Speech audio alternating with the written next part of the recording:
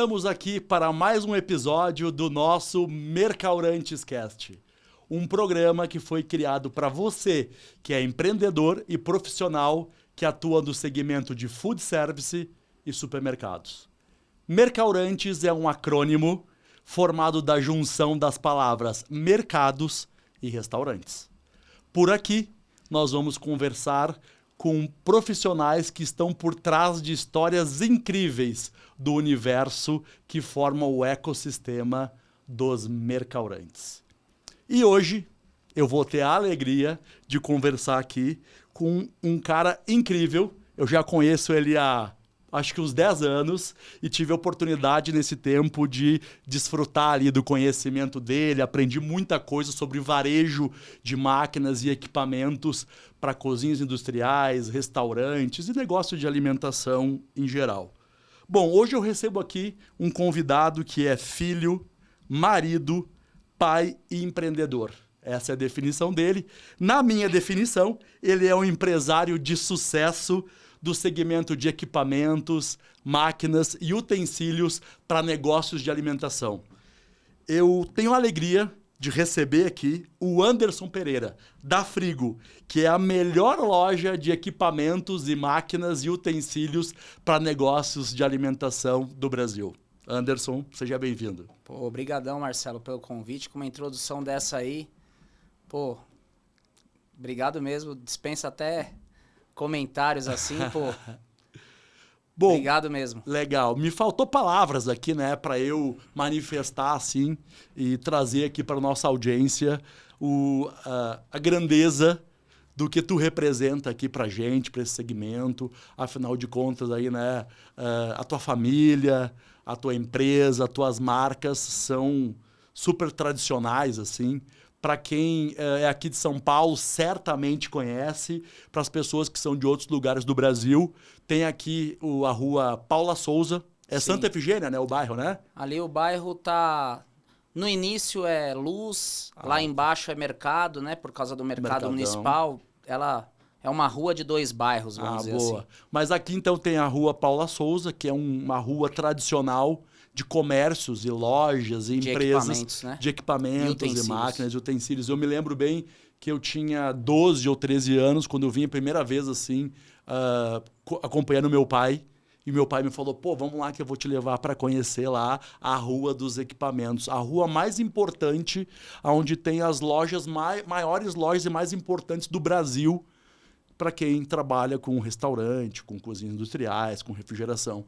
Então, eu tenho 48 anos, então fazem 36 anos que a Paula Souza ela tá aí orbitando na minha vida, né? Sim, então, é verdade. receber aqui. E a Frigo, então, é uma das empresas que reina ali na Paula Souza, na maior cidade do Brasil, na que tem o maior número de restaurantes do Brasil, né? E com isso, então, a importância de ter você aqui conosco, né? De novo, obrigado, então, por aceitar esse convite. E vai ser um bate-papo incrível aqui, né? E, Anderson, para começar assim, a nossa conversa, eu quero pedir, então, para tu falar um pouco de ti.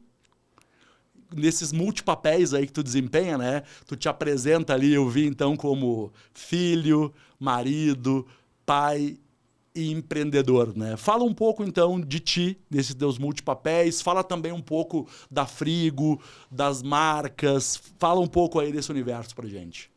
Falando dos multipapéis, a gente, como empresário aí, como, né, empreendedor, mas falando aí de pai, filho, marido, é uma coisa que a gente que tem o valor da família enraizado, né? A nossa empresa é familiar, né? E a gente tem esse valor bem intrínseco, né? E bem enraizado na gente. Eu me apresento assim porque eu acho que simplifica, né? A ideia é simplificar, mas dizer que a gente tem aí os valores que tá dentro de um contexto aí do dia a dia aí que a gente vive, né?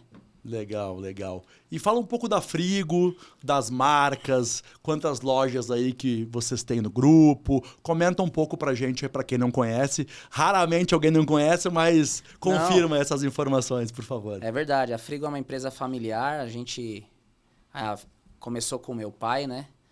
E foi fundada em 1982, já tem aí uma história. Você contou agora que seu pai te levava com 12 anos lá na Rua Paula Souza. A gente não nasceu na Rua Paula Souza, porém eu que comecei a trabalhar cedo com os meus pais, né? A minha mãe mandava os filhos ir fazer lição de casa já dentro da loja do pai lá, num tempo onde era uma época de inflação.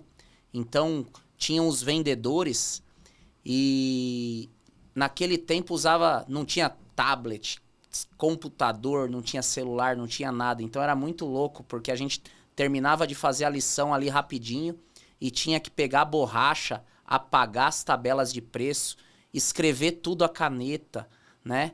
Então naquele tempo a gente era uma empresa que tinha 400, 500 itens à venda, né? E hoje em dia a gente vai ultrapassando aí mais de 20 mil itens que a gente comercializa hoje em dia, né? Claro que com a ajuda da tecnologia, com a ajuda de tudo que tem hoje, né? Sim, puxa, que interessante. Tu comentou isso de 1982 e que tinha inflação, tabela de preço ali manual. Eu lembro também que o meu pai tinha uma fábrica de equipamentos lá em Porto Alegre. E na época eu tinha uma loja e tinha um balcão. E nós ficávamos, os vendedores, e eu de enxerido ali, criança, nós ficávamos os vendedores ali, então no balcão, o cliente entrava, a gente mostrava um pouco de coisa, fazia um orçamento no bloco, escrevia o pedido. Na caneta, né? Na caneta, era isso. Mas e E que hoje em dia ainda é muito usada, viu? O cliente chega na loja, às vezes aquele bloco de papel, aquele projeto ali que sai do que o cliente necessita, daquela dor dele, sair às vezes um desenho de um balcão, de um buffet especial para ele, né? Aquilo personaliza e aquilo sai da caneta. Depois é passado para o setor de projetos e aí sai um balcão, né? Sim, isso é um projeto raiz, né? É, o projeto Infelizmente, poucas pessoas hoje, eu vejo, são capazes de fazer isso. Verdade. Isso que tu faz, eu tento fazer às vezes também, de atender o cliente, fazer um layout ou um corte ali para definir o formato do balcão e tal. Isso é um atendimento ultra personalizado, assim, né? Infelizmente, isso vai se perdendo.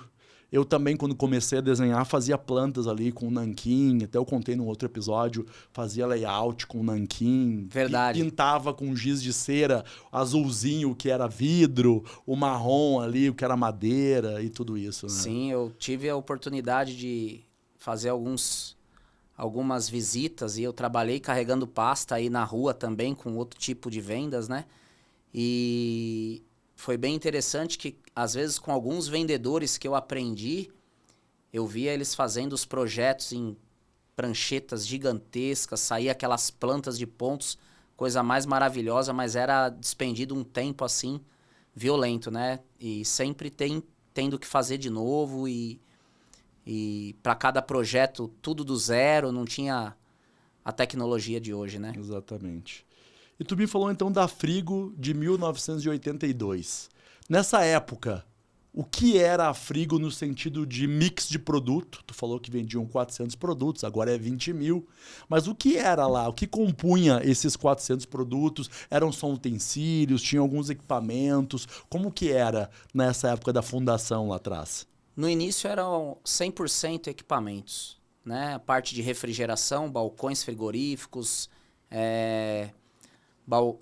freezers e geladeiras, tanto de porta de vidro, tampa cega, fogões, fornos, fritadeiras, mas tudo liquidificadores, equipamentos auxiliares e a parte de montagem de negócios ali, mas aqueles equipamentos comerciais, né?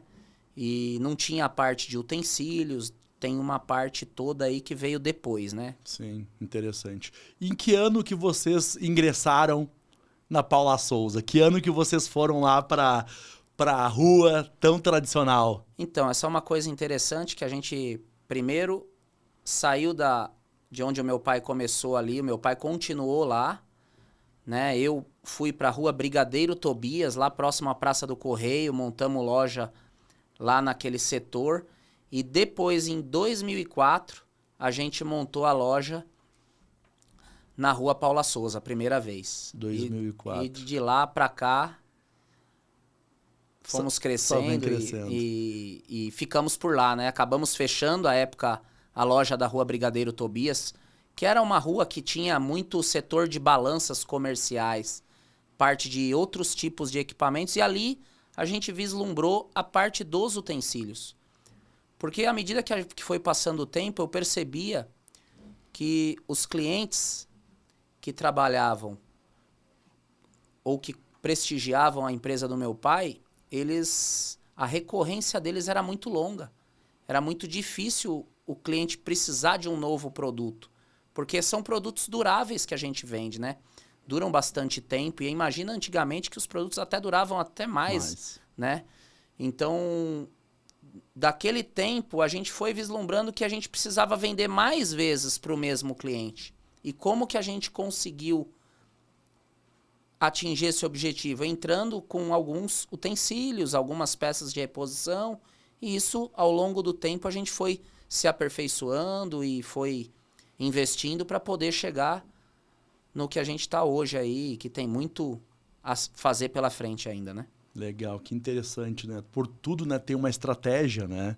Então, o utensílio veio para complementar o mix de produto com essa visão de trazer o cliente várias vezes para a loja. Fidelizar, né? Fidelizar, atrair novos clientes, já que, na realidade, o utensílio, o cara tem que repor o prato, tem que repor o talher, tem que repor lá os utensílios de cozinha. E se ele, você está querendo dizer que se ele, quando ele comprar um balcão, um fogão, ele ia usar lá 5, 6, 7, 10 anos...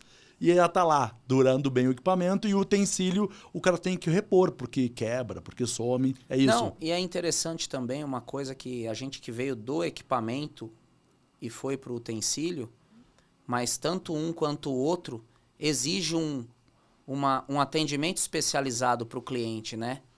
E que na época existiam lojas mais antigas que tinham lá os utensílios, às vezes numa prateleira, o cliente pegava e ia usar, às vezes...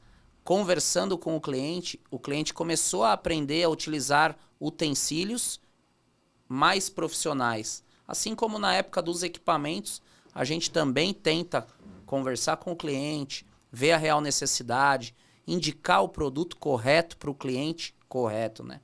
Indicar o uso correto para aquele utensílio ou para aquele equipamento. Legal.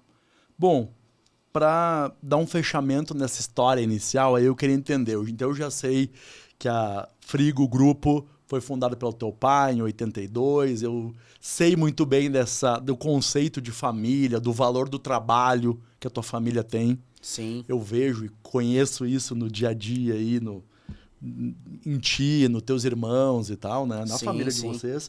Mas eu queria saber um pouco mais, explorar de ti. Tu disse que tu ia lá tu ia depois do colégio, fazia lição pra lá, mas tu já fazia atividades lá, já trabalhou. O que tu trabalhava no início da tua carreira? Lembra lá o Anderson lá, sei lá, de não sei quando foi que tu começou ali? A gente tinha que fazer de tudo, né? Uhum. Desde fazer entrega com o motorista, desde receber mercadoria, vender. Começamos ali vendendo ali dentro da loja. Depois que eu fui carregar pasta na rua, para poder ter uma outra visão de mercado, eu achei que foi uma escola muito boa.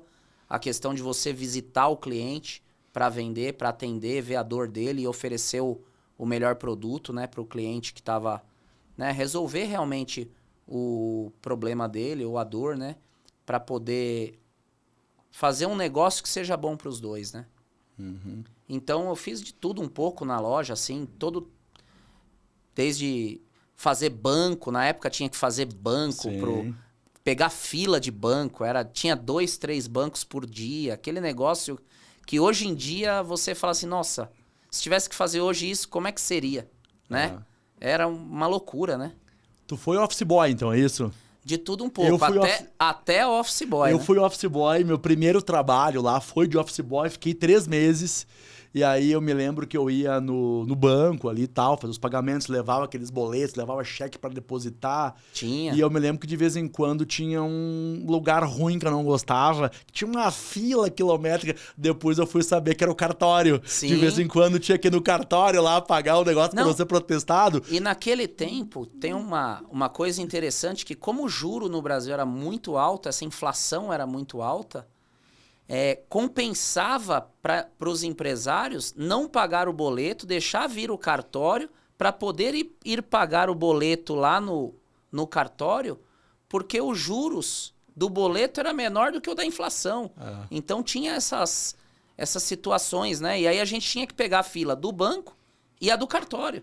Eu não lembro exatamente, eu tinha 14 anos quando comecei a trabalhar, não lembro exatamente se era uma estratégia ou às vezes faltava a caixa mesmo e era obrigado a vir o aviso do cartório e lá pagar. Mas eu me lembro que no banco eu achava já suave, achava legal. Pegava o ônibus, ia pro centro, aí passava ali, tomava um sorvete, fazia as coisas, mas quando tinha de vez em quando o tal do que eu vim a saber que era o cartório, aí era um problema. Eu ficava 1, 2 horas lá e perdi o tempo, né? E legal, tu vê que hoje em dia, né, em épocas assim de tanta ansiedade, de tanta pressa, eu quis fazer essa pergunta e tudo para frisar aqui, né, que a gente vai construindo um conhecimento, né? E provavelmente tu és um profissional, então, com tanta sabedoria, conhecimento, porque tu conhece, então, do arrumar o depósito, do carregar o caminhão, do escrever tabela lá à mão, de pagar boleto no banco, tudo isso, vender com pasta. Isso foi te forjando, né? E esse foi o treinamento, né? Que vocês provavelmente tiveram ali, né? E eu queria que tu falasse um pouquinho sobre isso, confirmasse isso aqui, porque eu vejo, a gente tem alguns clientes aqui, tanto donos de restaurantes como de supermercado, que as famílias estão, sim, treinando os sucessores, treinando os herdeiros, né? E alguns têm programas super elaborados, consultorias, os maiores, né? Mas a grande maioria, a realidade, o pai faz como provavelmente teu pai fez, como o meu fez, que é botando a gente para dentro do negócio ali e treinando a gente no dia a dia, né? É isso aí? É o dia a dia, é aquele treinamento ali que a gente fala que você vai pro chão de fábrica, né? Você faz começa ali na vassoura até chegar no escritório, do escritório você vai pro comercial e do comercial você vai pro mundo aí, né? Bem legal. Eu acho que o treinamento aí do dia a dia, essa construção, né? Claro que tem realmente em empresas grandes alguma coisa mais desenhada, mais elaborada, né? Porém, eu acho que no mercado de pequenas e médias empresas, essa construção é feita aí no dia a dia mesmo, né? Vai avançando à medida que vai passando de fase. Isso. Como dizem hoje nessas gamificações, né? Exatamente. Legal. Bom, apesar, né, de eu saber e tu ter um conhecimento enorme aí de todo esse ecossistema que formam, né, os restaurantes, coisas industriais, afinal de contas, como tu já comentou, né, vocês comercializam e trabalham com refrigeração para estoque, cocção de todos os níveis, com lavadora de louça, com todo o ecossistema de um restaurante, de uma cozinha industrial. Apesar disso, eu quero te convidar, então, para trazer o nosso bate-papo, para trazer a nossa conversa para um universo aqui, para um foco, que é o foco da exposição de alimentos. Legal. Eu tenho me dedicado, nos últimos anos, à exposição de alimentos.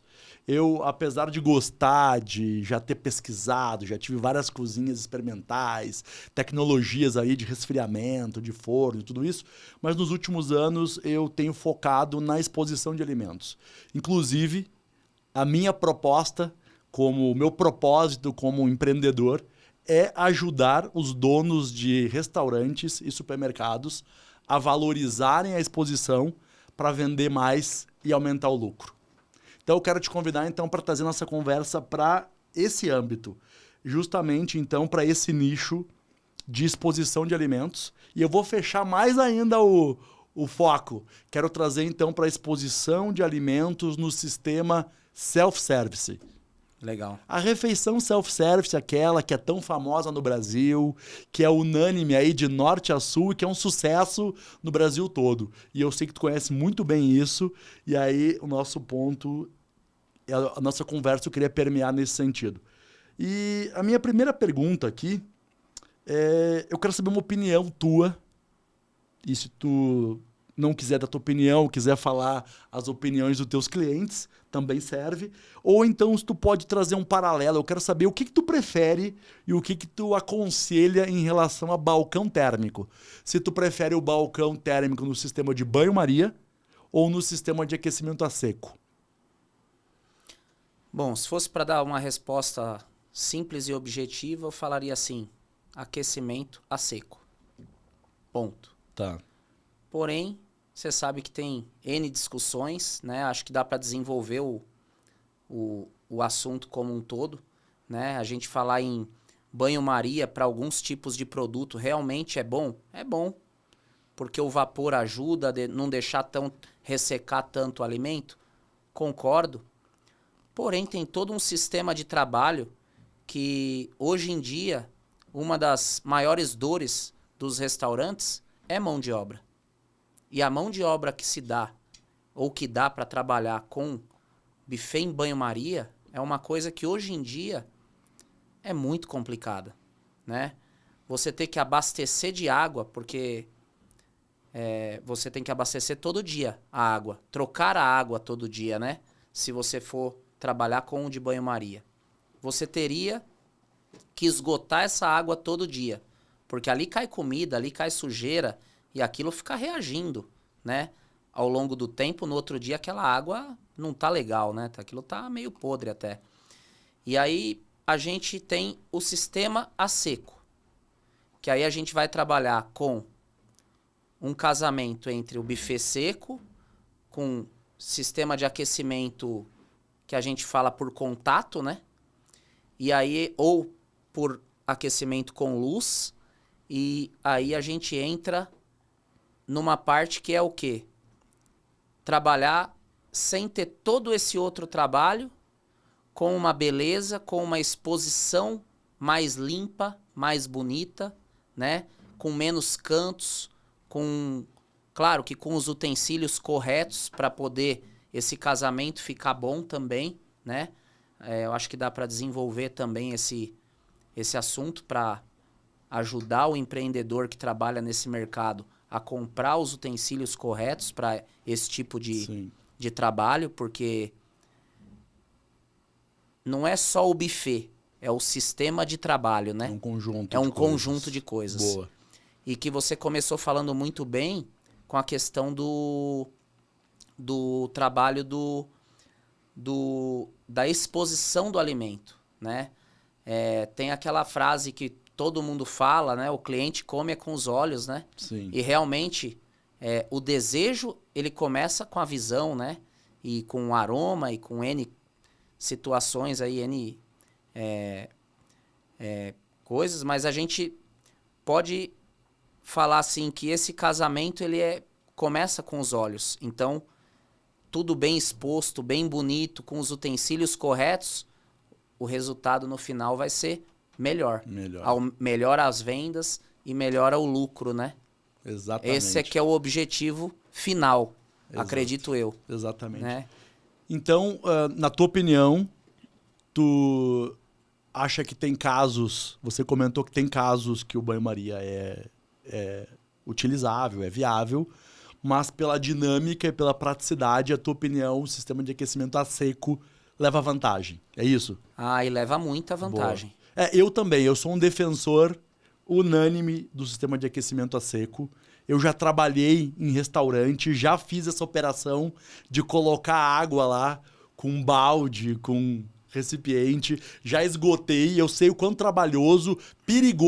perigoso porque pode cair no chão, pode esgotar água quente, ou tem que esperar muito tempo até esfriar, e deve ser por isso. Fora também o consumo de energia para você aquecer aquela água, porque um buffet quente você liga na hora do almoço, a seco.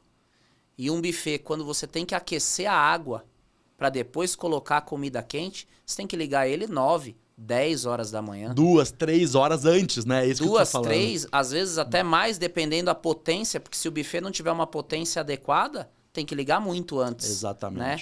Exatamente. E também ter aquele controle de que, pô, esqueci de ligar, aí a comida fica fria. Depender da mão de obra, né? Também é um agravante hoje em dia, né? Sim.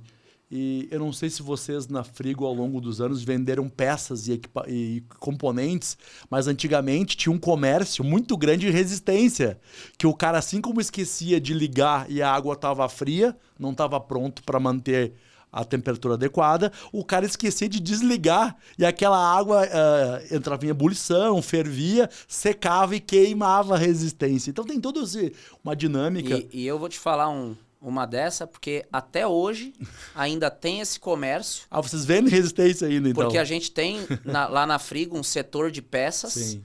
E que trabalha, entre outras coisas, né? Fora peça de tudo que é maquinário, mas entre outras peças com resistências, termostatos de equipamentos aí que tem banho-maria. E é uma coisa muito comum de acontecer. Esquecer e deixar ligado, né? Deixou ligado, terminou de evaporar a água, a resistência secou, queimou, amanhã tem que trocar de novo. E é triste, porque acontece muito. Boa, é isso aí. Bom, para mim, só essa operação de tirar, de abastecer e escoar todos os dias, ela já inviabiliza a utilização do banho-maria e me faz eu preferir o sistema de aquecimento a seco. Não contando, né, que além de uma boa prática, como você trouxe, né, trocar essa água todos os dias, isso é lei. Na legislação está escrito ali, trocar a água todos os dias. Muitos estabelecimentos não trocam. Deve ser, os caras preferem, então, ficar irregular em relação à lei de boas práticas, provavelmente por essa complexidade, por essa dificuldade todas que já tem. Então tá posto, eu acho que a gente tem essa contribuição aqui, essa comparação entre o banho-maria e o sistema a seco. E quem nos ouve ou quem nos assiste aí pode tirar as suas conclusões, né? Sem dúvida. E quem já trabalhou no restaurante, quem já visualizou isso, tem elementos suficientes para tomar, para decidir. Com certeza quem já fez essa operação e está assistindo a gente, está ouvindo a gente aí, com certeza sabe ou se identificou com o trabalho que dá, né? Bom, legal. Feito essa introdução, então, eu quero te propor que a gente comece assim, com a visão de cubas gastronômicas. Vamos começar com as cubas gastronômicas, as tradicionais GNs. GNs, famosas. Famosas GNs, né? Nesse âmbito de exposição de comida quente. Não importa, as GNs encaixam nos balcões térmicos, seja ele o banho-maria ou seja ele aquecimento a seco. Sim. O que mais se usa são as cubas GNs, né? Conta pra gente um pouco em relação, assim, a materiais de cubas GN. Foca primeiro nesse âmbito de exposição de comida quente. Quais são os materiais, quais são os modelos, o que tem aí no mercado rodando hoje de opções? Bom, falando de cubas GNs, tem uma coisa interessante do buffet, tanto por banho-maria ou calor seco, né, que a gente fala. As GNs, elas fazem parte de um sistema de trabalho que eles começam na produção, no pré-preparo, na montagem do prato, pode, falando de prato quente, ir ao forno ou ir ao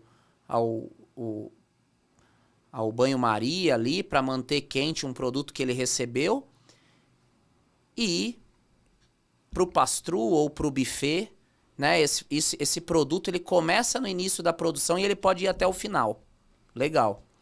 Mas hoje em dia tem também vários outros utensílios para trabalhar dentro do buffet quente, né? Ou para trabalhar em cima de um buffet quente, que facilitam muito, que ajudam a manter a comida mais quente, né? Ajudam a manter a temperatura, espalhar o calor mais por igual, né? Deixa eu te perguntar, tu tá falando de outros tipos de utensílio ou de materiais? Eu queria te pedir para primeiro a gente falar sobre cubas GNs e os seus materiais. Inicialmente depois a gente passa para as opções de panelas, travessas, coisas legal. mais dinâmicas. Eu quero inclusive te explorar muito nisso, que surgem várias dúvidas no dia a dia, mas foca nos GNs. Então tem de inox, tem de policarbonato, tem vários tipos de inox. O que tu tem para falar sobre isso? Bom, GNs aí, o mais tradicional que se tem são as GNs de aço inox, né? Que a gente, na parte quente principalmente, né? Mas na parte quente ou fria, a gente tem também o policarbonato, que também vai no quente ou no frio. A gente tem um material que ele vai até 260 graus, que é o polissulfona, que é um material, não sei se vocês já viram aquelas GNs que tem uma cor âmbar. Aquela GN, ela tem um material que se chama polissulfona, é um material muito bom para manter quente. Ele vai, por exemplo, num micro-ondas, num forno de pré-preparo, e ele vai para conservadora de proteína e vai para um buffet também de montagens de pratos. Às vezes até montagem de prato interna, mas é buffet, né? O buffet ele tem um uso bem flexível, não é só na área de vendas, né? Às vezes o cliente faz o pedido, é montado o prato dentro de um buffet na cozinha, né? Então, o mesmo equipamento ele pode ser usado lá. E aí o polissulfona ele também faz parte desse sistema de trabalho. O policarbonato pode manter quente nesse tipo de material também, né? De sistema de trabalho também. O material GN é um material gastronorme, né? Que a gente fala, GN é só uma abreviação de gastronorme. É uma convenção mundial, né? Então todas as medidas são padrão, né? Em qualquer lugar do mundo que você for, 1/1, 1/2, 1/3, até 1/9, 1/12, são GNs aí de padrão, de medida e padrão mundial, né? Então nós importamos esses GNs para o Brasil em aço inox. Existem as de policarbonato e existe a de PP, mas aí a PP é o polipropileno, mas aí a gente não indica para área quente, só para uma área fria ou para um pré-preparo, né, para ajudar num pré-preparo. Mas o mais tradicional e mais usado são as de aço inox ou policarbonato. Boa. Olha que variedade aí, né? Além do próprio sistema gastronorme, como tu falou, que tem de 1/1 até 1/12 avos ali, passando por meio, os diversos tamanhos. Além disso, tem as várias profundidades e essa variedade de materiais todos aí, né? Esse item mais simples, que é o GN, que é a cuba, tem já uma variedade enorme. Gigantesca. Gigantesca. E eu não cheguei a comentar, né? Mas tem as tampas para esses produtos, né? Que tem o mesmo padrão. E tem as cores. No caso das cubas em policarbonato, você tem cores para, às vezes, separar um setor quente, setor frio, né? Você tem cores para separar alimentações diferentes e aí vai. Boa, legal. Uma bandeira que eu levanto é que se a pessoa resolve utilizar cubas GNs, pode ser no quente, pode ser no frio, como for, eu sempre levanto uma bandeira que ela deve ter um enxoval, ela deve ter várias medidas, várias profundidades. Tu estás trazendo ainda essa variedade de materiais e cores. Mas vamos, para simplificar a conversa aqui, digamos que o cara vai decidir usar de aço inox, eu sempre levanto a bandeira de que ele não deve comprar um kitzinho padrão e largar no buffet ali. Deve comprar um enxoval com cuba mais rasa, cuba mais funda, maior. Se ele for colocar um feijão, ele bota numa cuba mais profunda. Se ele for colocar uma lasanha, quiçá pode ir até no forno, uma lasanha tem que ser uma cuba maior e uma profundidade média, talvez de 6,5. Porque tu imagina, né? Se tu pega assim, aquelas cubinhas padronizadas, tudo cuba de meio com altura de 10 centímetros. Quando vê, eu vou largar um grelhado lá no fundo, fica aquele coisa rala, escassa, parece que tá faltando comida. Já se o cara trabalha com a GNzinha bem rasinha, a comida salta. Como você falou, a primeira coisa, as pessoas comem com os olhos, né? Sim. Então, sobre GN, eu defendo sempre essa bandeira de que tem que ter um enxoval. O enxoval é muito importante porque ele tem que chegar na fórmula ideal do buffet dele. Vamos supor, é um restaurante por quilo, ele trabalha com as cubas GNs. Vamos supor, ele vai colocar uma beterraba no buffet. ele vai pôr um pouquinho, gira menos do que, por exemplo, a lasanha que você falou, que é uma preferência aí. O feijão tem que ter uma funda, vamos supor, é a quarta-feira, é o dia da feijoada. Às vezes pode ser até uma mais funda. Ou ele vai fazer duas, né, para separar uma feijoada mais light, uma menos light. O arroz, ele não pode às vezes pôr demais, às vezes vai ressecar um pouco, porque é melhor ir repondo. No caso do arroz, isso ele vai aprendendo no dia a dia, né? Então, é muito importante ele ter um enxoval para ele começar a ir vendo o que fica melhor no quê. Porque ele vai chegar na fórmula ideal do cardápio que ele usa, para o cliente que ele trabalha, e para cada um tem essa variação, né?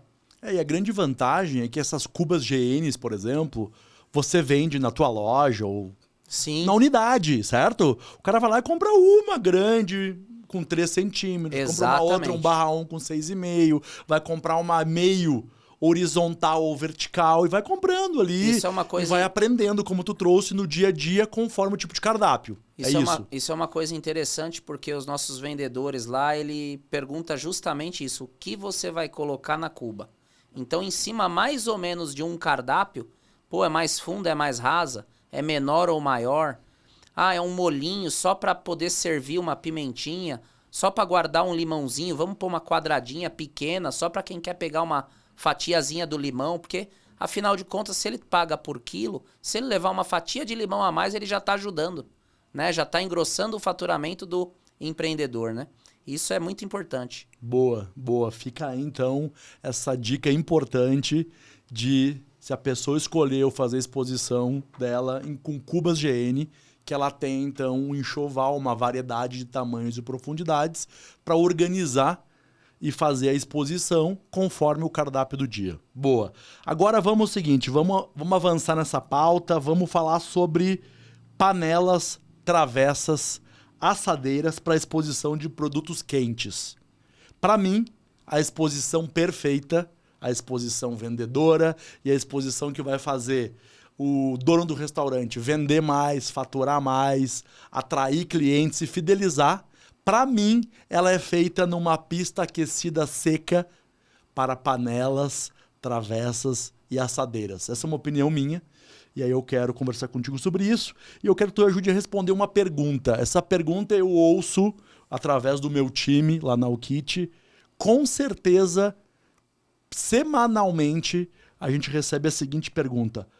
Qual é o tipo de panela ou de assadeira que eu posso utilizar no balcão quente? Essa é a pergunta recorrente. E eu quero complementar essa pergunta. Considerando que a pessoa escolheu uma pista aquecida, seca, para panelas e travessas, seja de aço inox, com aquela superfície perfurada, seja ela de vidro termoelétrico, eu queria que tu explorasse muito esse assunto e trouxesse pra gente aqui quais são os tipos de utensílios, porque tem utensílio mais baixo, tem caçarola, tem caldeirão, quais são os tipos de utensílios e quais são os materiais que são adequados para a exposição de comida quente. Bom, materiais. O maior condutor de temperatura que tem é o alumínio, né? Então a gente tem aí panelas de alumínio com cores e com N tamanhos, modelos, aí que você tem uma variedade muito grande. Fora o alumínio, né? Que o alumínio é uma preferência dos clientes, porque dá para brincar com as cores. A gente tem o aço inox, que tem as panelas de aço inox, aí tem panelas maravilhosas de aço inox. Fora o aço inox, a gente entra com cerâmica, porcelana, e aí temos policarbonato, que também pode ir em alguns tipos de buffets quentes, né? Hoje em dia usa bastante, principalmente nos vidros termoelétricos, eles colocam aquele silicone e mantém quente com o policarbonato, com o alumínio, pode ser alumínio fundido, tem aquele alumínio forjado, né? Aquele que ela é uma panela que tem um acabamento muito bom, até muito parecido em qualidade com aço inox, bem lisinho. E essas a gente brinca com as cores, que é o que o cliente... E é o que eu acho que fica mais bonito em cima do buffet, né? Principalmente os buffets mais raso possível, né? Os mais retos possível, para que essas travessas saltem e que chamem a atenção do cliente quando ele entra no restaurante ou no estabelecimento aí do empreendedor, né? Isso a variação de cores é muito grande, mas a grande preferência são as cores mais quentes, né? Vermelho, laranja, um amarelo aí também entra. Aí tem algumas empresas que pedem um azul, alguns outros pedem preto, branco, e aí de como é o cardápio, como é que o cliente trabalha, as cores do restaurante dele, ele faz combinar, né? Cada um tem a sua fórmula. Sim. Né? Mas quer dizer que tu trouxe, então, alumínio e as suas variações, aço inox, porcelana, ferro também, certo? Ferro pode ser... Você vê como a gente, às vezes, come bola, né? Eu tenho ferro fundido, que é um produto fantástico aí, a cozinha mineira, a cozinha mais rústica, Sim. Utiliza bastante, né? A cerâmica, né? Aquela parte marrom, eles usam bastante também na mesma linha de produtos para algumas variações, alguns alimentos também. Aqueles famosos buffet de feijoada, sim. que o pessoal põe aquela linha toda marrom, mas hoje em dia, dentro daquela linha de cerâmica, tem várias cores. Você tem preto, marrom escuro, vermelho, tem N situações aí, N cores, né? É bem interessante, porque hoje em dia a variedade está tão grande que está bom para o cliente que trabalha com esse produto e ele quer fazer uma boa apresentação, né? Ele pode variar o cardápio dele, a semana, e mudar o restaurante com uma mudança no buffet. Imagina. Né? Dar uma nova cara no buffet. Sim, eu gosto muito, inclusive, de fazer uma composição dos diferentes materiais. Tu falou, então, da panela ali da feijoada mineira. Sim. Que é de porcelana, certo? Aquela é cerâmica, Cerâmica, aquele marrom. Aquele caldeirãozinho, pra mim, eu acho que aquilo é perfeito pro feijão. Sim. Coloca uns dois ali, o feijão preto, o feijão tradicional aqui de São Paulo, e aí tu vai variando. Os grelhados, por exemplo, tu tens grelhados, aquelas assadeiras de ferro fundido ou alumínio fundido, que tem até aquele fundinho caneladinho para dar um visual interessante. E mais rasas, né? Mais rasa. É o mesmo princípio, então, das cubas Gastronorme para as panelas, assadeiras e travessas do sistema quente. É isso aí. Eu costumo simplificar um pouco a resposta, meu time todo na Kit, né? Comentando para as pessoas que eles têm que entender quais são os utensílios adequados para exposição a quente e que resistem a mais de 120 graus. Sim. Porque os buffets, então, eles são ajustáveis ali a temperatura e apesar de termos que manter a comida quente acima de 65 graus, os balcões, então, ele tem o termostato ali que você regula ali, né? 70, 80, 90, 100, até 120 graus a maioria dos buffets alcançam. Então, eu costumo simplificar e falar assim, cliente, escolha utensílios conforme o seu cardápio, que sejam agradáveis visualmente e combinem com a sua decoração, com o seu restaurante, e pergunta lá se ele é resistente acima de 120 graus. Eu termino respondendo dessa forma, mas é importante isso que tu trouxe pra gente, essa variedade de cores, de tamanhos, de materiais. Isso é fabuloso e, na minha humilde opinião, agrega muito valor para essa parte de... Isso até... Desculpa eu te cortar um pouquinho, fica à vontade. É uma coisa legal de o cliente ir fazer uma compra in loco, por exemplo, na Frigo, ele vê todas as linhas de produtos e ele montar esse buffet, montar esse sistema de trabalho dele conforme o cardápio dele, conforme o que ele vai servir, né? E eu também gosto muito dessas variações de montar um buffet mesclado, né? Eu acho que fica fantástico. E para cada tipo de alimento, realmente tem um utensílio, uma panela ou uma travessa que fica mais bonito, que fica mais apresentável, que mantém melhor a temperatura, né? Então eu sou adepto aí também de fazer uma variação na montagem do buffet. Boa, legal. E para completar aqui essa tua fala, né, tão importante, quero trazer uma visão, né, que essas panelas, seja qualquer material que você compra, você normalmente não usa para cozinhar. Esse é um utensílio premium, você usa lá os utensílios de cozinha para cozinhar e essas panelas, seja de inox, seja de porcelana, de alumínio, você usa para servir. Sim. Mantendo ali uma durabilidade maior, mantendo ali uma apresentação mais adequada, né? Mas vamos lá, vamos seguir aqui a nossa conversa, vamos falar agora sobre exposição de comida fria. Falamos então já um pouco desse universo aí de comida quente, banho-maria, seco, GNs, panelas e travessas para comida quente. Exposição de comida fria, de saladas. Afinal de contas, nosso tema principal aqui é exposição de alimentos no sistema self-service e todo self-service tem comida quente e tem comida fria.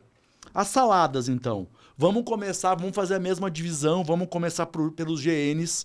Tu já trouxe algumas nuances, trouxe uma pista pra gente, mas falando sobre GNs, então, para exposição de comida fria. Também tem diferentes materiais, também tem diferentes alturas. Segue o mesmo conceito do quente? Como é que funciona isso? Segue o mesmo conceito. Eu acho que ele tem que comprar, o empresário aí tem que comprar inicialmente uma variação conforme o cardápio dele. Ele vai sentindo as necessidades. Como os produtos são bem à pronta entrega, é só ele complementar depois com o que ele achar que faltou ou com o que ele achar que pode melhorar, né? Boa. Eu fui num restaurante outro dia, queria morrer ali. O cara tinha milho e ervilha. E milho e ervilha eu acho legal, cara. Dá uma cor legal. Pessoalmente, eu gosto do milhozinho, de uma ervilhinha na salada. Sim. Mas tinha uma cuba, cara, não sei se era 10 centímetros, assim, com um pouquinho de milho lá embaixo escondido. Parece até um resto.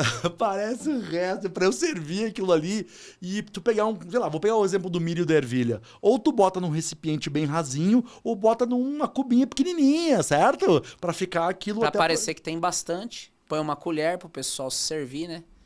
Tem gente, às vezes, que pega o utensílio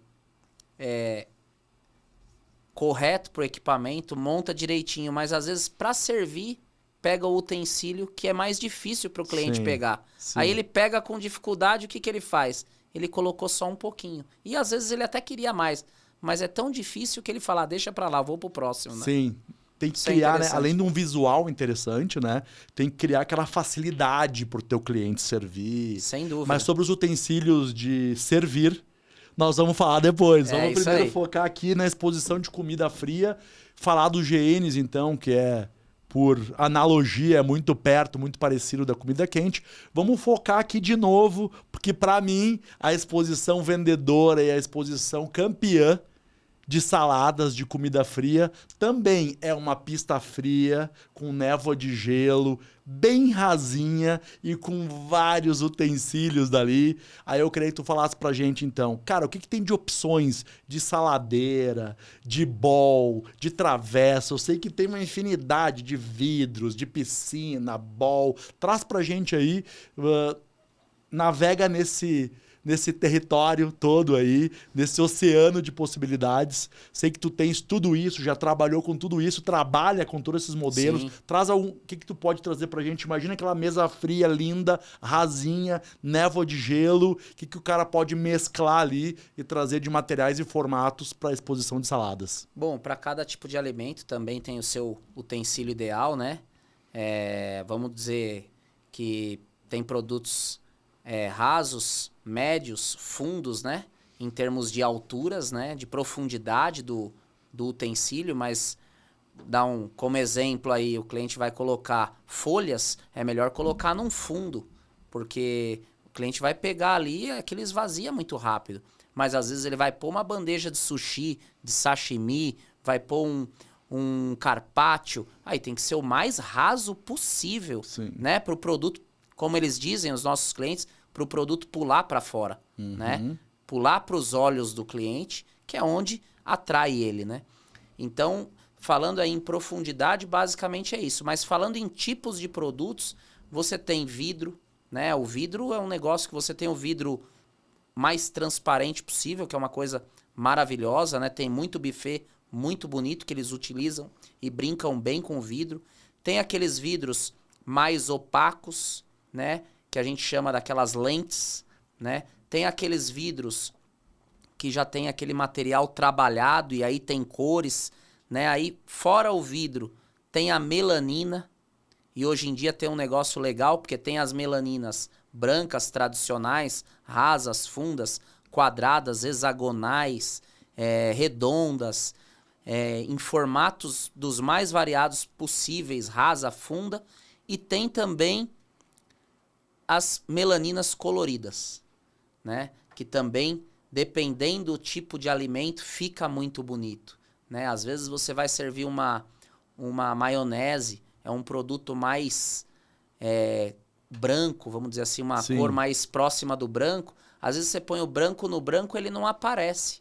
Quando você coloca ele num utensílio, né, às vezes colorido, a maionese pula para fora. Eu tô dando um exemplo da maionese, mas pode ser um outro produto, né? E dentro dessa linha, a gente tem abaixo da melanina, em questão de vida útil, né? Sim. Em questão de vida útil, a gente tem o polipropileno, que é utilizado nas travessas e tal. E a gente tem acima da melanina o policarbonato, que também é muito utilizado. A gente vende hiper bem, porque é um produto que tem uma vida útil maior. É um produto, claro, tem uma vida útil maior, tem um valor um pouco maior, mas dentro dessa linha, assim como a gente conversou na parte quente, uma coisa que eu gosto muito é mesclar os produtos. Porque hoje tem, assim como eu dei o exemplo da maionese, quando você coloca numa cuba quadradona bem bonita, uma folha bem verdinha, chama o cliente para buscar uma folha. Quando você põe um tomate numa cuba bem rasinha, chama o cliente. Mas quando você vai colocar um palmito, tem que colocar numa colorida, porque se pôr numa branca, não aparece, né? Então tem essas nuances aí para definir. E aí só o empreendedor aí, porque de negócio para negócio varia bastante, né? Boa, incrível, incrível. Olha só, além dos tamanhos, dos materiais, tu trouxe esses 2 pontos em relação à cor. É óbvio, aliás, é óbvio. Agora que você falou, é óbvio, né? Traz aqui a gente pensar, né? O palmito, a maionese, se destacar num utensílio de uma outra cor, a não ser o branco, é super importante.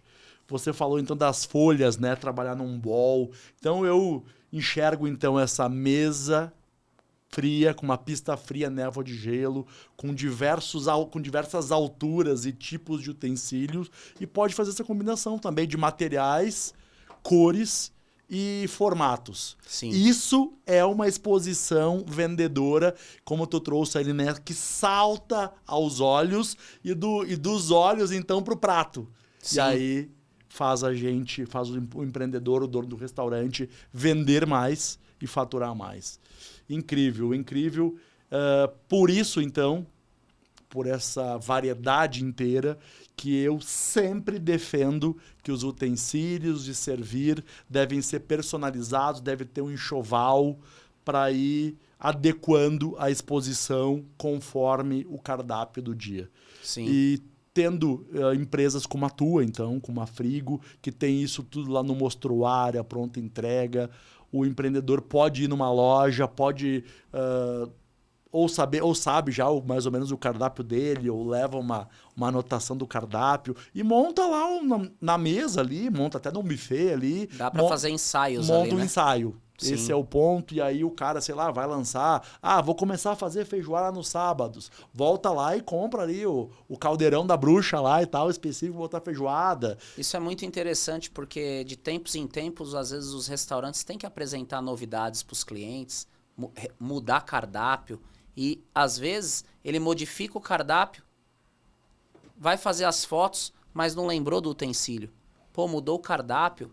Às vezes vai investir um valor bem pequeno para mudar uma travessa e ela continuar, além de vendedora, vencedora, né? O cliente vai ter condições de colher mais frutos. Boa. Comida boa não garante sucesso do negócio, certo? A comida boa, claro que ela é importante, a qualidade da comida, o tempero, as receitas. Claro que no fundo os consumidores, né, querem isso. Só que hoje em dia, né, o nível de sofisticação, o nível de informação que tem, o consumidor não quer só comida boa. Ele quer comida boa, ele quer ambiente, ele quer atendimento, ele quer esse esmero na qualidade da exposição, que é a facilidade para servir, tudo isso, né? Eu acho que esse é um ponto que esses pequenos detalhes combinados são capazes de fazer a diferença, criar personalização e fazer com que o restaurante ali se destaque da concorrência e crie a sua identidade. Sim, certo? sim. Certo. Eu acho que esse conjunto aí é que faz o restaurante falar que tem um diferencial, falar que conseguir ter um resultado, né? Só a comida boa, hoje em dia, acho que não é mais o fator ganhador, né? Eu acho que o conjunto é um fator ganhador, né? Tudo isso que você falou cria essa ambiência e essa qualidade para poder colher os frutos. Porque no final das contas, o resultado, que é o lucro do cliente, ele vem em cima de todo esse conjunto. Não é só uma coisa, né? É isso aí, legal. Seguindo então nessa exposição de comida fria, eu vejo que em alguns ambientes mais sofisticados, às vezes em hotelaria, às vezes em supermercado, o empreendedor, o dono do restaurante, o dono do supermercado, ele gosta de utilizar gelo na pista fria. A gente, lá na Alkit, a gente fornece várias mesas, buffets refrigerados, com motor que forma aquela névoazinha de gelo que o cara pode colocar ali só o utensílio e já vai garantir a temperatura, e a névoa de gelo ela cria uma boa impressão. Mas tem alguns ambientes sofisticados, hotelaria, supermercado, como eu falei, que gostam de colocar gelo para dar aquele plus, para dar aquela sensação de frescor, para ir no último, para aumentar o nível de sofisticação e de experiência do cliente. Isso é uma coisa que a gente vê muito por aí. E eu sei que na Frigo vocês têm a marca Frigo Pro, que é uma marca que vocês de produtos exclusivos da Frigo e que tem vários equipamentos de todas as coisas ali, de cocção, e tem vários mobiliários e tudo isso, super interessante. Mas eu sei que tem ali, que vocês têm máquinas de gelo. Então eu quero te pedir que você nos fale sobre esse universo do gelo. Nós estávamos conversando um pouco antes aqui e tu estava reforçando aquela visão dos diferentes tipos de gelo, gelo para drink, gelo para conservação, gelo para exposição, enfim. Faz um apanhado dessa diferença dos tipos de gelo e se você puder trazer alguns dados, quantos quilos que produz uma máquina, trazer algumas referências. E aquilo, imagina que o empreendedor, o cara tem um restaurante e ele quer passar a usar gelo. Mas o gelo tem algumas dificuldades, né? Hoje de comprar o gelo, custa caro o gelo. Tem que comprar, tem que armazenar. Às vezes é um freezer, às vezes conforme o volume tem que ter uma área maior lá para armazenar, um canto na câmara frigorífica de congelados. Então o gelo é meio complicado, né? Por causa do custo e por essa operação de armazenar. Então, traz um pouco desse elemento para a gente, dos tipos de gelo, o que é para cada aplicação, fala um pouco de tipos de máquina, volume, se tu puder fazer uma comparação do preço, do custo de produzir o próprio gelo em relação a eu comprar no mercado. Bom, máquinas de gelo, a gente tem basicamente 2 tipos de máquinas diferentes. A máquina de gelo, que a gente chama de bullet, que é aquele gelo tipo dedal, que ele tem um furinho no meio. É o gelo que vende naqueles postos de gasolina nos sacos de gelo, né? Basicamente, esse é o gelo mais usado no mundo aí de quem trabalha aí com bares e restaurantes. É um gelo mais basicão e é o que as fábricas de saco de gelo produzem no mercado. Porém, a gente tem gelos, por exemplo, um outro tipo de máquina, são as máquinas de gelo em cubo. E aí, quando a gente entra nesse tipo de gelo, ele é um gelo maciço. E o gelo maciço, ele tende a demorar mais para descongelar. Então, ele tem uma vantagem, por exemplo, para os bares que servem drinks, além da estética do gelo ser um gelo mais bonito, né? Ele é todo quadradinho, padrão ali, dá para dimensionar tamanho de gelo diferente, né? Mais ou menos entre 2 e 3 centímetros por 2, 2 por 2, 2 por 2 por 2, né? O cubo dele. Mas esse gelo, você usa ele para finalidades mais específicas. Os drinks, bebidas, e para você forrar, às vezes, uma pista, o gelo mais maciço pode até ser melhor. Como a pista já é fria, o gelo em cubo vai hiper bem, que é o gelo do saco de gelo aí, vai hiper bem na pista, fica muito bonito.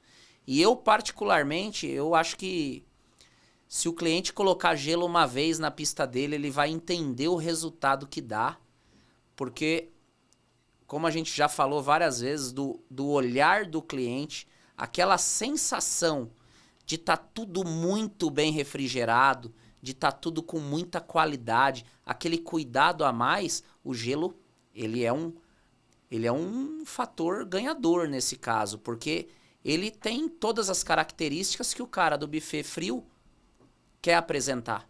O frescor, a qualidade. Ele muda de patamar o buffet dele, né? Então eu sou adepto de o cliente realmente investir no gelo, porque ele vai pegar o cliente de uma outra maneira, né? A sensação é outra experiência. Hoje em dia, quer queira, quer não, assim, tudo é experiência, né? A experiência do cliente, só montar um prato num buffet frio com o gelo lá, ela é mais completa, né? Sim. E atinge mais o objetivo. E eu falei que eu tinha 2 tipos de máquina, mas na verdade a gente importa mais ou menos uns 10 modelos de máquina. São 2 tipos, mas todas as máquinas a gente tem. Por exemplo, nos gelos em cubo, tipo bullet, a gente tem a máquina de 26 quilos por dia, a cada 24 horas, 50 quilos dia, 80 quilos dia e 120 quilos dia.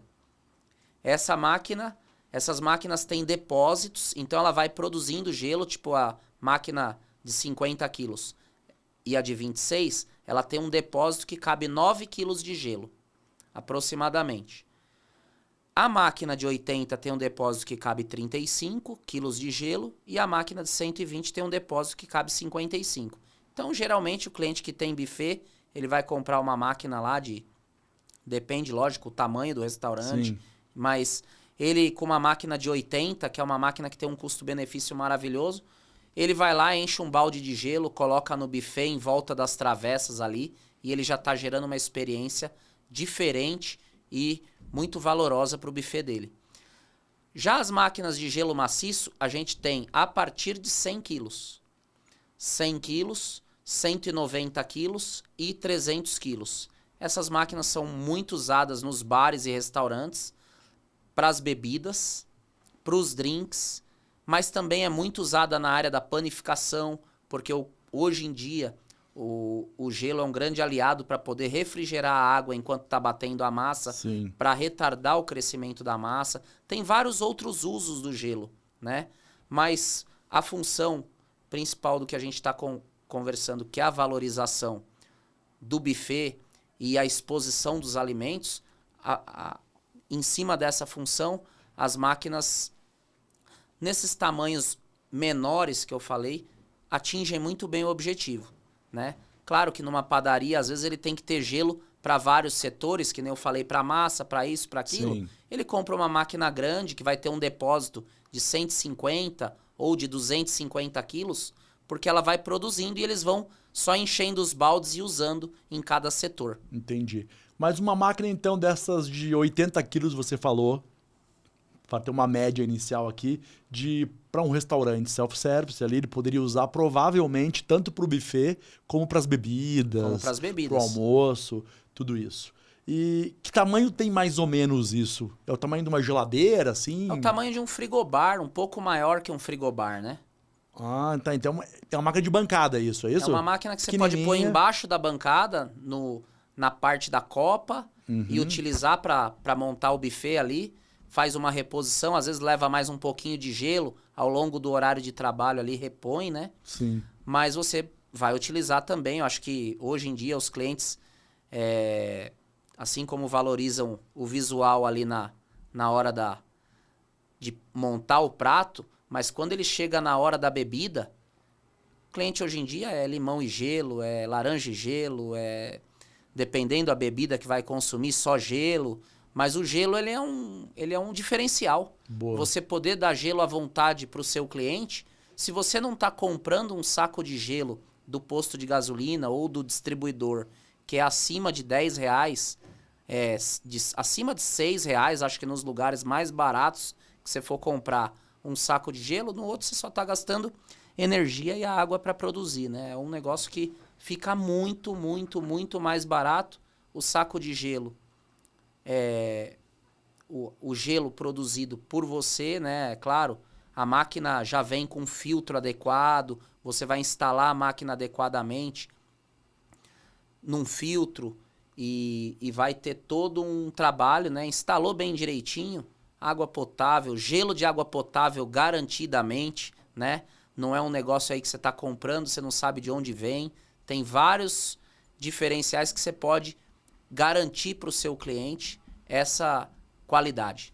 A máquina, então, é uma máquina pequena, como tu falou, pode ser de bancada. Aí tu instala lá, liga na energia elétrica, conectou na rede hidráulica ali com o filtro, e aí ela sai produzindo. Mas tu e falou aí ela tem que ter o ponto de esgoto também. Tá, para drenagem. Isso. Tem o dreno também, legal. E aí tu falou que um saco de gelo, então, custa entre 6 e 10 reais, depende de onde o cara compra. Às vezes, dependendo do lugar, até 15, né? Dependendo do posto de gasolina, é bem mais caro, né? Isso. Loja de conveniência ali. Mas enfim, acho que o cara do supermercado, do restaurante, termina comprando uma distribuidora, Sim. deixa por 6 conto ali o saco. É verdade. E tu acha ou tu sabe essa informação, quanto custa mais ou menos, quanto custaria produzir esse mesmo saco de 6 reais que o cara está comprando? Então, o custo da energia elétrica, por exemplo, é um custo de como se fosse um freezer. Um freezer um pouco melhor, um freezer de porta de vidro. Então, vamos supor que custe 250, 300 reais. Depende muito do tamanho. Por mês, é isso? 250, 300 reais de energia? Por mês. Mas esse valor que eu tô falando é um valor médio, porque pode ser que custe 50 reais por mês. Depende se de for quanto uma máquina pequena. Uhum. Né? Tem máquina de 26 quilos que ela pode dar certo para um restaurante de menor porte. Claro. E um consumo em valor é uma coisa, às vezes, um pouco mais difícil de falar, porque tudo é atrelado ao consumo, claro, à produção da máquina. Entendo. Porque a máquina, por exemplo, ela atinge quando ela enche o depósito de gelo que ela fabricou, ela para a produção. Então ela para de gastar energia, né? Então é bem tranquilo a questão do consumo versus você está esvaziando a máquina, está consumindo gelo, ela está produzindo mais, está gastando mais, mas é proporcional ao seu consumo. Então ela se torna, tipo assim, mais de 10 vezes mais barata do que você comprar de fora. Essa é a informação, então. Se o saco lá de 6 ou 10 reais ali, a grosso modo, vai te custar R$1. Então isso aí fica um custo operacional muito baixo e aí pode fazer aquele serviço abundante. Encher a pista fria, colocar ali, se serve no copo ali, ou colocar aqueles bowls no buffet para o cara se servir. Isso vira uma facilidade, vira um atrativo aí. E com certeza, quando você fabricar o seu gelo, você vai utilizar ele muito mais. Sim. Então você vai gastar muito mais gelo do que você gastaria normalmente. Porque o que acontece? O restaurante que não tem a máquina de gelo, ele regula o gelo. Regula para o cliente. Quer dizer, ele está proporcionando uma experiência um pouco pior para o cliente dele, né? sei se eu posso dizer assim, mas eu acredito que a experiência não vai ficar tão farta pro cliente. Sim. Às vezes tu vai lá, o cara bota uma pedrinha desse tamanho no teu copo ali pra tomar uma Coca-Cola. Coca-Cola é copo cheio, com uma rodelinha de limão e tu faz parte aquele derreter do gelo ali. E também, às vezes, a gente vai nos restaurantes que o cliente fala, mas eu não compro gelo, eu faço gelo no meu freezer e quebro. Vem aqueles gelo pontudo, feio, sabe? Uma apresentação que não é legal. Pra quem gosta de cerveja também, em garrafa, long neck, o que for. Pô, o cara te largar um baldinho ali, ó, com gelinho ali, tu... Todos eles sabem que consomem e colocam o baldinho, o cliente vai lá e fala assim, eu queria tomar uma cerveja num bar. O cara vem e traz 3 naquele baldinho de gelo, independente da marca, do local ali e tal. Colocou 3, ele só abre uma, fica tranquilo. Se o senhor precisar, eu abro outra. Raramente o balde volta cheio pro bar. Sempre vai ter que abrir mais, porque o cara vai consumir mais. Tá muito fácil, tá muito bonito, cômodo, então vai mais. Isso aí é exposição, cordialidade no atendimento para vender mais. É isso que a gente tá falando esse episódio inteiro aqui, né? Sim. São vários pontos. No final das contas, essa exposição melhora o que hoje é a maior luta de todas as empresas, melhorar a experiência do cliente. Eu falo sempre também do ticket médio, né? Você falou ali, me traz uma cerveja, o cara traz um balde ali com 2, 3. Sei lá, de repente eu ia consumir aquela cerveja ali, não sei quanto custa ali, R$10. E aí eu bebi 3. Pô, tô triplicando, tô agregando R$20 no meu ticket médio. Exatamente. Isso é super importante, né? Tu, além de atrair clientes, fidelizar aqueles clientes e explorar ao máximo o potencial de compra. Eu acho que é isso que a gente tem tentado fazer, isso que a gente está falando hoje aqui, né? Nos supermercados, a gente vende muito aquelas mesas para frutas picadas, água de coco, suco, e isso fica perfeito, né? Essa fartura, que é uma mesa grande. Eu costumo dizer que acho que é ideal ter o motor, ter a unidade frigorífica com a pista naval de gelo, para você complementar com gelo e aí sim ele dura mais e faz essa exposição de fartura, de abundância e também que salta aos olhos dos consumidores, né? Faz a diferença. O mesmo caso que você falou do bar da cerveja no baldinho de gelo, imagina você chegar num supermercado no sábado, aquele calor que você foi ali pegar alguma coisa com o seu filho, aí lá tem aqueles sucos todos colocados dentro do gelo, com uma plaquinha de promoção, e o cliente olha aquilo tudo ali e fala assim, puta, ele não foi buscar suco. Não, maravilhoso. E aí tu pega o suco de morango, de melancia, água de coco, de laranja, água de coco, aquela fartura de produtos, aquela sensação de frescor, aquele visual incrível com a mistura das cores. Cara, tu falou isso, quando eu vou com a minha filha, eu tenho uma filha de 6 anos, vou ali e ela, papai, já gruda uma água de coco, o açaí com morango, não sei o quê. E tem como falar não? Não, a gente gosta também, né? Então, além de querer fazer a vontade e o melhor para os filhos, porque é natural, porque é saudável, porque é legal o suquinho, a gente também gosta ali, né? Então compra aquilo ali. Então se eu ia lá comprar XPTO de coisas lá, peguei 3, 4 garrafinhas de suco ali. Quanto que aumenta no ticket médio, no faturamento e no lucro? Salada de fruta. Isso. Hoje em dia tem lugares, bandeja de sushi, sashimi, para cada tipo de... Para cada local que ele tá, tem a sua mesa. A mesa, às vezes, é até a mesma, né? Mas ela tá com gelo em cada setor. Tá lá em frente o açougue, tem gelo, tem as picanhas em cima. Coisa mais linda do mundo. Você não ia fazer churrasco, mas falou, pô, eu posso, eu vou me permitir. Tu trouxe essa visão do ponto extra, né? Isso é um campeão de vendas, então.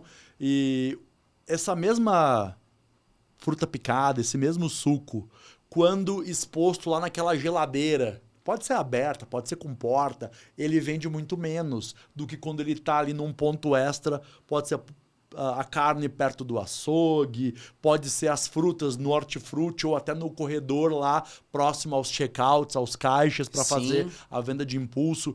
Tem alguns clientes, tem um cliente que até deu um depoimento outro dia, que ele vendia na faixa de 100, 150 garrafinhas de água de coco por mês.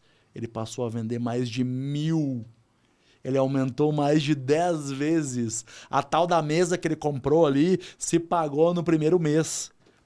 Só que ele botou na frente lá. Tem 2 mesas lindas ali, perto dos caixas, e é isso. Quem entra e quem sai tá pegando e tá comprando os produtos. E isso é uma coisa que é muito interessante, né? O dono do comércio poder ter essa percepção que o dinheiro tá dentro do comércio dele. Ele pode optar por explorar ou por não explorar. Às vezes o investimento para ele explorar aquele comércio é tão baixo e vai melhorar tanto o faturamento ou a lucratividade dele, e mesmo assim às vezes tem aquela objeção em colocar, mas quando coloca muda a vida realmente do cliente. Isso, eu acho que essa reflexão aqui ela é importante para trazer o ponto de ser intencional na exposição e na oferta, para aproveitar ao máximo o cliente que já está dentro do teu comércio, esse é o ponto importante, e fazer conta.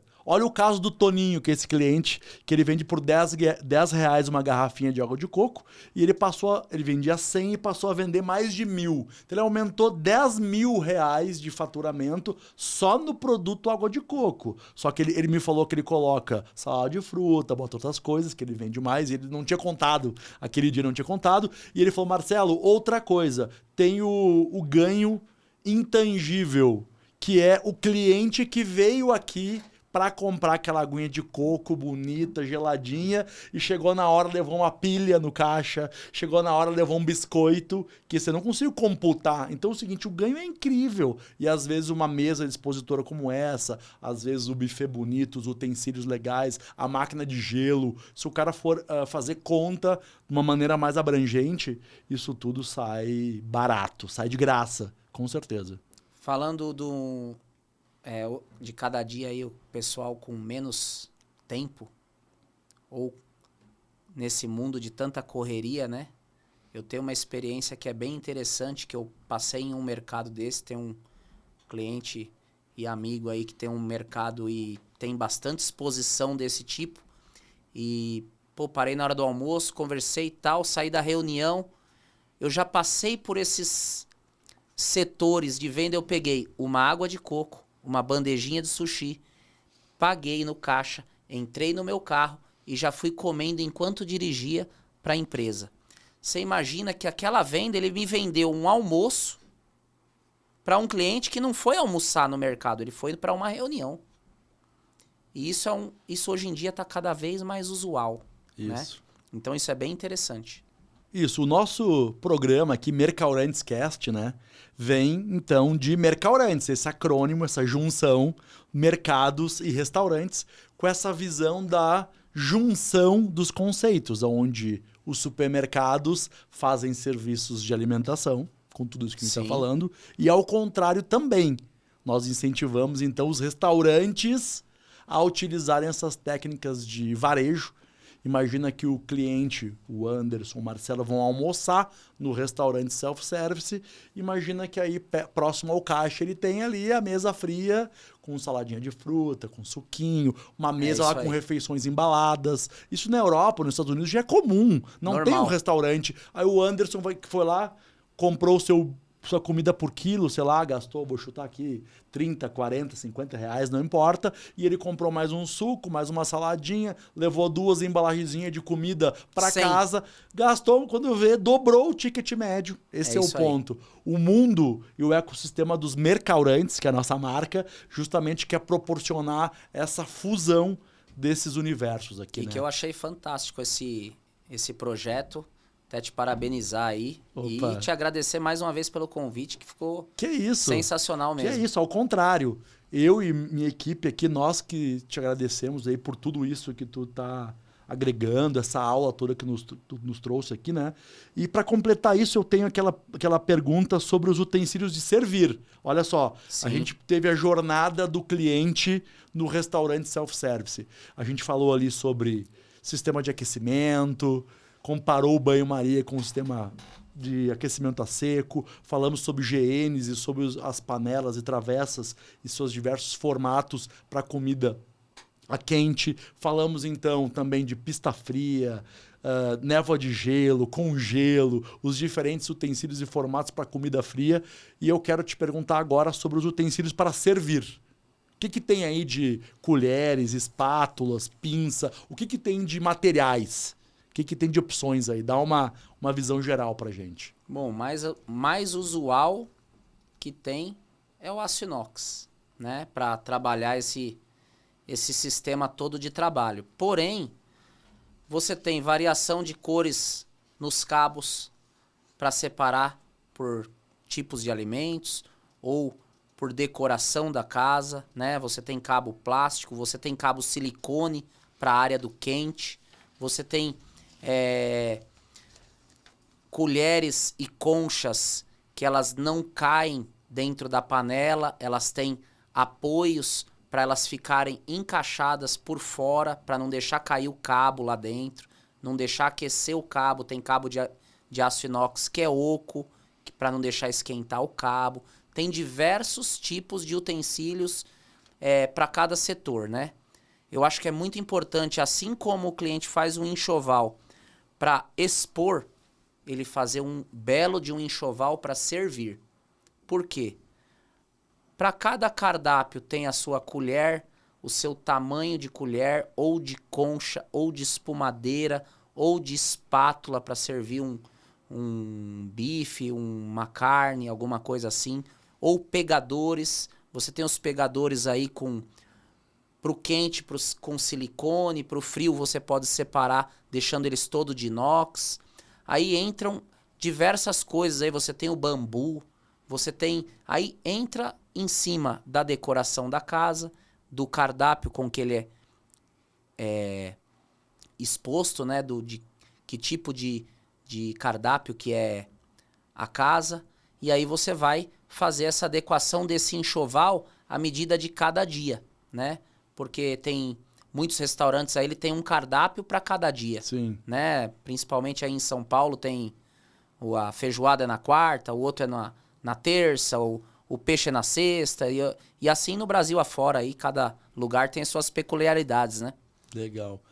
Bom, Anderson, eu tenho várias outras perguntas para te fazer. Eu queria fazer perguntas sobre mesa posta, tipos de prato para servir. Queria fazer perguntas sobre fogão de indução ali, para aquela prática de finalização. Mas, infelizmente, a gente tem aqui o limite do tempo e nós vamos caminhar para o final. Quem sabe num outro momento aí, em breve, vou te convidar para a gente continuar legal. Esse bate-papo aqui. Mas eu quero te perguntar primeiro, assim, para a gente caminhar para o final, o que tu pode falar aí de compartilhar conosco de planos, novidades que tu tenha, tanto da tua atuação profissional ou do Grupo Frigo? Traz para a gente aí, então, o que tu tens de novidade que tu pode compartilhar aqui com a nossa audiência. Bom, novidades aí, a gente tem a cada dia, assim como vocês, assim, evoluído nesse quesito, tanto de exposição como de equipamentos e utensílios para a área interna da cozinha, do restaurante, da padaria, do supermercado, né? A gente está com uma fábrica fabricando alguns produtos para facilitar esse dia a dia, alguns itens específicos para os nossos clientes. A gente tem essa parte da importadora que você falou falou bem até, expôs aí toda a nossa linha que a gente tem. Que é a FrigoPro, é isso, né? A linha FrigoPro toda é uma linha que a gente desenvolveu justamente para ter essa marca própria, mas não é só por ter uma marca própria, né? É para trazer realmente produtos com diferenciais que às vezes não tem no nosso mercado no Brasil, né? Tem fornos gratinadores, por exemplo, tem muitos itens que vieram realmente e estavam em falta no mercado e que a gente veio para trazer para abastecer esse mercado que cada dia é mais exigente, mais específico, né? E que tem realmente para cada cardápio o seu equipamento correto. E os utensílios também, a gente também tem crescido bastante a linha de utensílios que a gente tanto importa como que a gente revende dos nossos fornecedores. A gente tem hoje, em média, 250 fornecedores que a gente compra mercadorias, equipamentos e utensílios do Brasil, né? desde o Rio Grande do Sul até no Nordeste. Tem várias fábricas aí bem legais que a gente trabalha e que a gente procura ter tanto preço aí competitivo como a qualidade do produto. E para compartilhar aí uma novidade com você, a gente está finalizando uma obra de uma loja nova na Zona Sul de São Paulo. Vai ser próximo do aeroporto de Congonhas, na Avenida dos Bandeirantes. Isso aí vai ser bem legal, vai ser uma bela opção para os clientes da Zona Sul, da zona ali da Grande São Paulo, da região sul, né? Eu acho que tem tudo para dar certo. A gente já está na fase final aí, acredito que em agosto ou setembro agora aí, final de agosto até setembro, a gente consegue já inaugurar e já anunciar aí a abertura da loja. Poxa, que maravilha, hein? E lá na Paula Souza hoje são quantas lojas? Hoje na Paula Souza a gente tem 3 lojas. Tem uma loja que se chama Lapel e tem mais 2 lojas que se chama Frigo. A Lapel é uma empresa que a gente adquiriu antes da pandemia, bem ali quase no momento da pandemia, e que a gente é uma loja que a gente não mudou a marca porque ela é uma loja muito antiga, uma loja de 1969. Opa! Né? Então é uma loja bem tradicional da Rua Paula Souza. Então a gente manteve a marca com o aval do antigo fundador, né? Sim. E ele passou a marca pra gente e foi bem legal, assim, porque o cliente, às vezes, ele já se identifica com aquela marca, né? Uhum. Então a gente não quis mexer nisso e deu certo. Estamos trabalhando lá, tanto nas 2 lojas que são as Frigo, como na Lapel, a todo vapor. Legal, então é Frigo, 2 lojas de Lapel na Paula Souza. Isso. E vai ter a loja nova na Avenida dos Bandeirantes. Que vai ser Frigo também. Frigo também. Isso. E é uma loja, então, completa, como as outras. Completa. Com equipamentos, máquinas, utilidades, utensílios, todo o mix de produtos e serviços do grupo. Isso, e um conceito mais atual. Hoje em dia, já é uma loja que já vai ter estacionamento, já vai ser uma loja um pouco diferente. Até por não ter, às vezes, um acesso tão fácil como é na região da Luz. Ali tem metrô antes, tem metrô depois, tem terminais de ônibus, tem tudo. Sim. Na Bandeirantes já é um público diferente, a gente entende, e o estacionamento aí é crucial. Legal. A Paula Souza é aquela coisa raiz, né? Que sempre foi.